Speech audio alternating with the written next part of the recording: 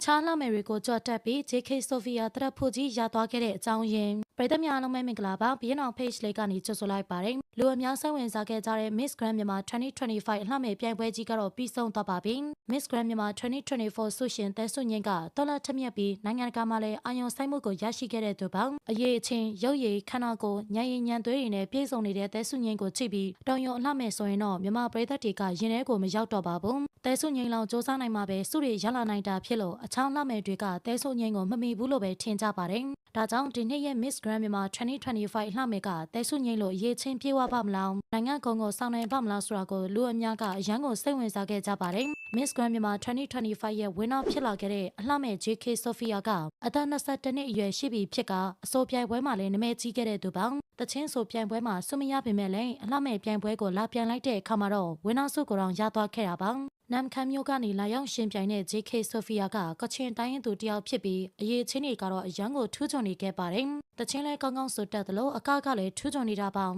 တဲ့ဆက်ဆံရေးကလည်းအစဉ်ပြေသူတယောက်ဖြစ်ပြီးရင်းချက်တဲ့စိတ်ထားလည်းရှိပါတယ်။အသက်ငယ်သေးပေမဲ့သူ့ရဲ့လုံနိုင်စွမ်းကတော့အံအောင်လောက်စရာဖြစ်ခဲ့တာပေါင်း JK Sophia ကပြိုင်ပွဲမှာအမေးဖြေကိုလည်းအင်္ဂလိပ်လိုယုံကြည်မှုရှိဖြေဆိုနိုင်ခဲ့ပါတယ်။ငယ်ငယ်ကလေးကအင်္ဂလိပ်စာကိုသေချာလေ့လာထားတာကြောင့်အင်္ဂလိပ်စကားပြောစွမ်းရည်ကအရန်ကိုထူးချွန်နေခဲ့တာပါဖြတ်ထုံးညံကလည်းကောင်းနေခဲ့တဲ့အပြင်မေးသမျှမေးခွန်းတွေကိုမတုံမဆိုင်နဲ့ကြကြလက်ကြဖြစ်နိုင်တဲ့အလှမယ်လေးတစ်ယောက်ဖြစ်ပါတယ်။ JK Sophia ကိုဝင်နာပေးခဲ့တဲ့အပေါ်တချို့တွေကလည်းမချင်တတ်ပါဘူး။ဒါပေမဲ့ဒီနှစ်ပြိုင်ပွဲမှာတော့အခြားလှမယ်တွေနဲ့ရှင်လိုက်ရင်သူ့မှာတာလွန်တဲ့အချက်တွေကရှိခဲ့ပါတယ်။ဒီပြိုင်ပွဲမှာ First Runner ဆုကိုအထင်ကရပိုပိုနဲ့ Second Runner ဆုကိုတရဖီမောင်ကရောက်သွားခဲ့တာပါ။တာချီလိတ်အလှမယ်ကတော့ Top 11ထိဝင်ရောက်နိုင်ခဲ့သူဖြစ်ပြီးအခြားဆုတွေကိုလည်းရခဲ့ပါသေးတယ်။ JK Sophia ဟာဘာသာစကားရုပ်ရည်ကောင်းမွန်နေပေမဲ့လည်းခမောကတော့အားနည်းနေတာကြောင့်နိုင်ငံတကာအလှမယ်တွေနဲ့ရှင်နိုင်ပါမလားဆိုပြီးစိုးရိမ်နေကြတဲ့သူတွေလည်းရှိပါတယ်။ဒါပေမဲ့လည်းအလှမယ်တွေအပေါ်မှာအစွမ်းကုန်ပတ်မှုကူညီပေးတဲ့ National Director Maran ဆိုင်းတော်ကတော့မျက်နှာမငယ်ရအောင်တင် ကြားပေးသွားမှာပါ။ JK Sophia က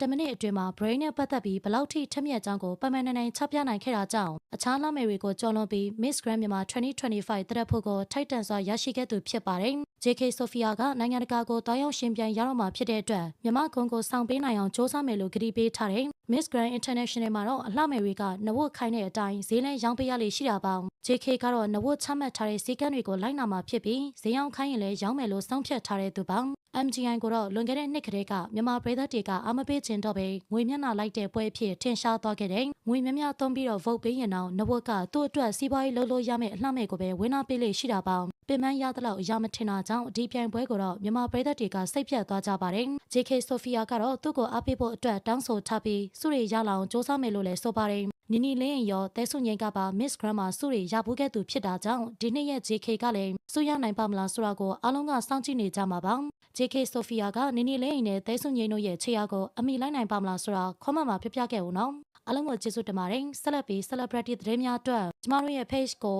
like and follow လေးလုပ်ခဲ့ကြပါဦးနော်။နေ့ရက်တိုင်းအတွက်ပျော်ရွှင်ပါစေ